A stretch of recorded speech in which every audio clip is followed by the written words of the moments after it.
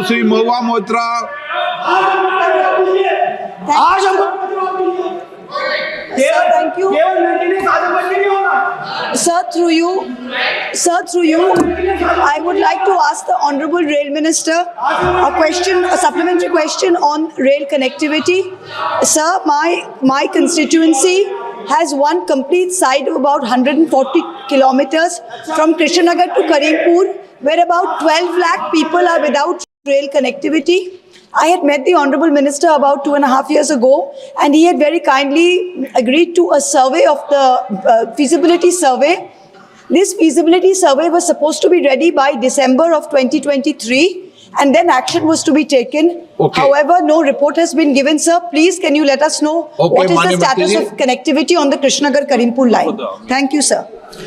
माननीय अध्यक्ष जी, इस स्पेसिफिक प्रोजेक्ट के बारे में मैं जानकारी लेके माननीय सांसद जी को पहुंचा दूंगा। Shrimati Supriya Sule. Thank you sir. Maharashtra में रेलवे मंत्रालय का काम सचमुच अच्छा हो रहा है और उनकी टीम को मैं कॉम्प्लीमेंट करूंगी, क्योंकि रेलवेज ने सफाई, इनकी मैं हमेशा प्रशंसा इसलिए कर रही हूँ कि सफाई के मामले में रेलवेज ने बहुत अच्छा काम किया है।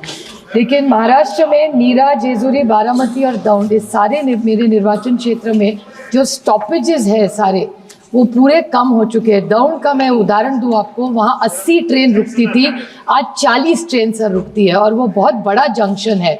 और वहाँ का पूरा इकोनॉमिक सिचुएशन, इसमें अगर आप ई क्वेश्चन थे socio economic benefits anticipated in this state.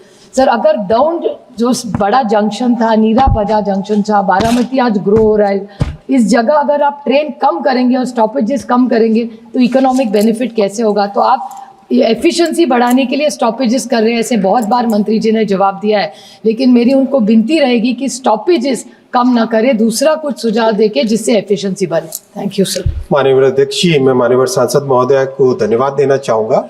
आपने प्रधानमंत्री श्री नरेंद्र मोदी जी के नेतृत्व में रेलवे का जो काम हो रहा है उसकी तारीफ की, उसको आपने सराहा, इसके लिए आपका धन्यवाद। माननीय अध्यक्ष जी, मैं ये कहना चाहूँगा कि पुणे दौंड एरिया इतना महत्वपूर्ण एरिया है कि उसके लिए टोटल एक नया मास्टर प्लान बनके बहुत ही अच्छा एक प्रोग्राम बना है।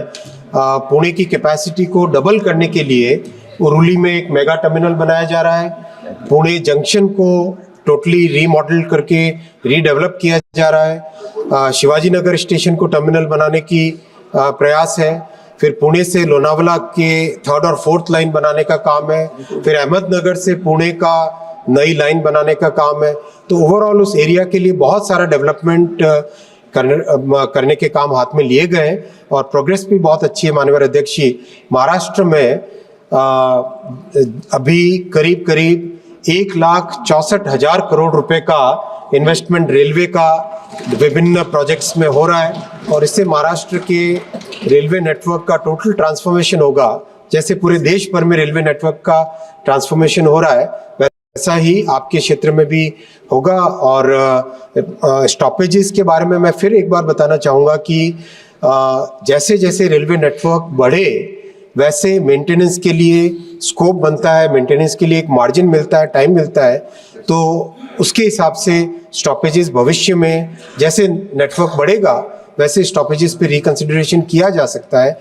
अभी अपने को इस नेटवर्क को सेफ रख के अच्छे तरीके से चलाने का वो मेजर फोकस करके आगे चलना चाहिए। और जिस तरह से काम अभी चल रहा है माननीय अध्यक्ष जी, उससे इन प्रधानमंत्री श्री नरेंद्र मोदी जी कहते हैं कि इस 3rd टर्म में 3 गुना मेहनत करनी है। तो इस 3 गुना मेहनत से जो परिणाम आएंगे, इन 5 वर्षों में रेलवे एकदम ट्रांसफॉर्म होके निकलेगा। Stay ahead with our cutting-edge news app. Instantly access the latest shorts in just 1 minute and breaking news in just 50 words. Download now for a smarter, faster news experience.